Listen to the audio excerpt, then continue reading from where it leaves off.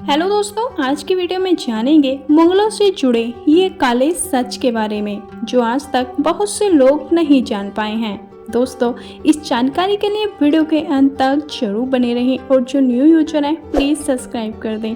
चलो वीडियो शुरू करते हैं। मुगलों का जब भी जिक्र होता है तब हमेशा ही कंट्रोवर्सी या फिर तारीफ होती है, पर कुछ चीजें ऐसी भी हैं जिनके बारे में कॉमन लोगों को पता नहीं होता।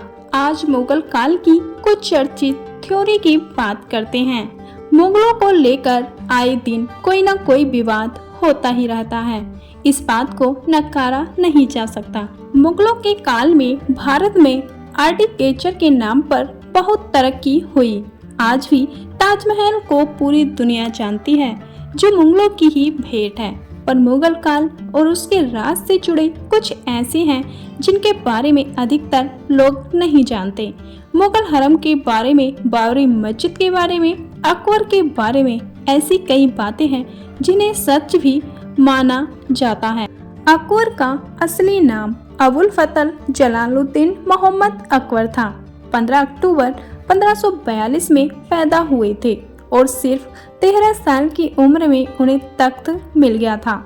अकबर के बारे में जितनी भी बातें इससे पहले लिखी या पढ़ी गई हैं, सब यही बताती हैं कि अकबर एक बेहतरीन योद्धा था और उससे शिकार करना, दौड़ना, लड़ना सब कुछ बहुत अच्छे से आता था। पर कहीं भी अकबर के पढ़े लिखे होने की बात नहीं लिखी गई है। एक बड़ा तबका यह मानता है कि अकबर डिसलेक्सिया का शिकार था। इस बीमारी में इंसान लिखे हुए शब्द ठीक से पढ़ नहीं पाता था और उसे लिखने पढ़ने में बहुत दिक्कत होती है। हालांकि अकबर के पास उसके नवरत्न थे जो उसकी इस कमी को पूरा करते थे, लेकिन फिर भी बतौर बादशाह वो इस बीमारी से पीड़ित था। चलो दोस्तों, अब जान लेते हैं बाबरी मस्जिद के बारे में। शायद मुगलों के समय की सबसे कंट्रोवर्शियल थ्योरी में से एक यही है कि बाबरी असल में मस्जिद नहीं है। इसके बारे में जाने माने अर्थर टाटा साइंटिस्ट और रिसर्च शुभोदीप मुखोपाध्याय ने अपने एक ऑनलाइन रिपोर्ट में लिखा है। शुभोदीप ने बाबर, अकबर और अशोक सहित कई ऐतिहासिक राजाओं पर रिसर्च की है। उन्होंने बहुत ही शॉकिंग फैक्टर्स बताए हैं। उन्होंने इस रिसर्च के लिए बाबरनामा तुगलक-ई-बाबरी का जिक्र किया है। उनका मानना है कि बाबरी मस्जिद में वजू करने की कोई जगह नहीं थी, जो नमाज के लिए बहुत जरूरी होता है। उनकी रिपोर्ट के अनुसार बाबरी एक होमोसेक्सुअल मीर बाकी ने बनाई थी, जिसमें नमाज पढ़ने के लिए कोई ओपन स्पेस नहीं थी। अब इसके अंदर क्या होता था, यह एक और कंट्रोवर्सी है। तीसरा काला सच। हमें जोधा अकबर की कहानी बहुत अच्छी लगती है। हाँ, इतिहास में जोधा नाम की कोई रानी लिखित तौर पर दर्ज नहीं है। ऐतिहासिक तौर पर हरकाबाई का नाम बहुत प्रसिद्ध है। हमें पता है कि उनकी प्रेम कहानी कैसी थी, लेकिन हमें ये भी पता है कि अकबर की कई बीवियां थीं। मुगल हरम कल्चर था ही कुछ ऐसा।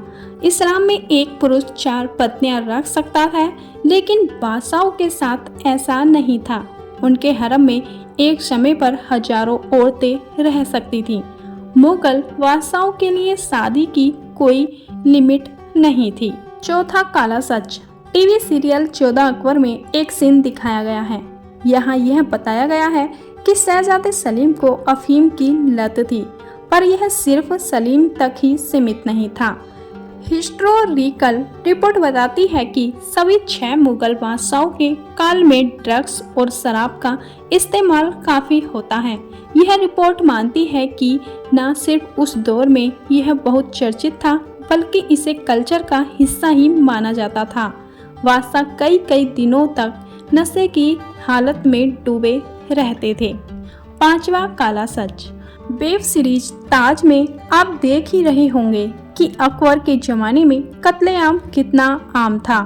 शाहजहां के बेटे औरंगजेब के बारे में तो आपको पता ही होगा, जिसने अपने 3 भाइयों को मौत के घाट उतारकर अपने पिता को बंदी बना लिया था। ताकि उसे ताज मिल सके। मुगल काल में परिवार वालों को सिंहासन के लिए कत्ल कर देना बहुत आम बात था। तख्त के लिए युद्ध करने की जगह अपने ही परिवार के बलि चढ़ा देना उस दौर में देखा जाता है।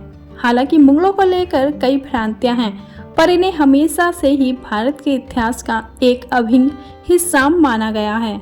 मुगलों को लेकर आप किस तरह की बातें जानना चाहते हैं, इसके बारे में हमें कमेंट बॉक्स में ज़रूर बताएं। और ऐसी ही ऐतिहासिक वीडियो देखने के लिए हमारे चैनल को सब्सक्राइब करना ना भूलें। चलो मिलते हैं नेक्स्ट वीडियो में, जब तक के लिए अपना ख्याल रखना। धन्यवाद।